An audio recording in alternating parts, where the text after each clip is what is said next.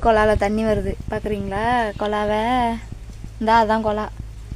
இந்த நம்ம வந்து இது குடத்தெல்லாம் ஊற்றி இப்படி தான் எங்கள் ஊரில் தெரு பைப்பில் தண்ணி வரும். இதுக்கு வரி கட்டலன்னு சண்டை வேறு.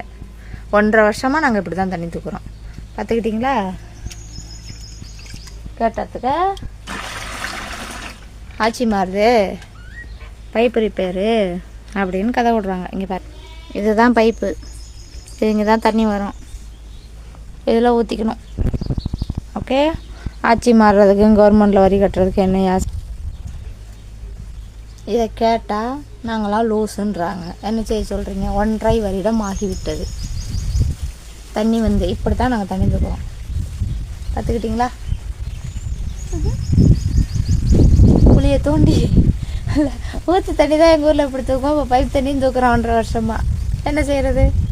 எங்கள் ஊருக்கு சத்தியமாக எம்எல்ஏ யாருன்னு தெரியல. நானும் இந்த ஊரில் ஒரு 4-5 பேர்கிட்ட கேட்டேன், யாருக்கும் தெரியலை. இப்போ அதை நேற்று தான் சொன்னாங்க, குணண்டார் கோவிலில் இருக்காங்க, தஞ்சாவூரில் இருக்கான்னு நேற்று தான் சொல்லியிருக்காங்க.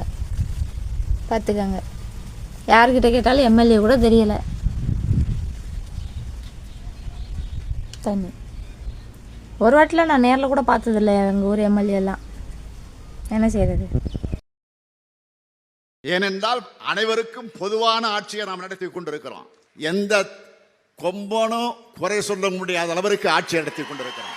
எங்களுக்குள்ள குறைகள் இருக்கலாம், எங்களுக்குள்ள பிரச்சனைகள் இருக்கலாம், ஆனால் ஆட்சிகளை எந்த குறைகளை எவனாலும் கண்டுபிடிக்க முடியாது. தமிழ்நாட்டில் இருக்கக்கூடிய ஒவ்வொரு குடும்பமும் ஏதோ ஒரு விதத்தில் பயனடையக்கூடிய திட்டங்களை பார்த்து பார்த்து நாம் செயல்படுத்தி கொண்டிருக்கிறோம். இதனால் மக்கள் நம் மீது, நம் ஆட்சியின் மீது மிகுந்த நம்பிக்கை வைத்திருக்கிறார்கள். அண்ணன் துரைமுருகன் பேசுகிற போது குறிப்பிட்டு சொன்னார, வருகிற வழியெல்லாம் வரவேற்பு, சால்வ, புத்தகம், கைத்தறி ஆடைகள், பரிசு பொருட்கள், இதையெல்லாம் தருகிற போது இடையிடையிலே மனுக்களை தருகிறாங்களே. தொடக்கத்தில் ஆட்சிக்கு வந்த தொடக்கத்தில் ஒவ்வொரு இடத்துக்கும் போகிற போது 1000கணக்கில் சேரும். இப்பெல்லாம் அது குறைஞ்சு இப்போ 100கணக்கிலே தான் சேரக்கூடிய நிலை வந்து, அதுவே எனக்கு மிகப்பெரிய பெருமை நான் நினைச்சிட்டு இருக்கேன். கோடிக்கணக்கான பெண்களுக்கு பயனளிக்கக்கூடிய திட்டம் தான் மகளிருக்கு கட்டணமில்லா பேருந்து வசதி. பார்த்துக்கங்க, யார்கிட்ட கேட்டாலும் எம்எல்ஏ கூட தெரியலை.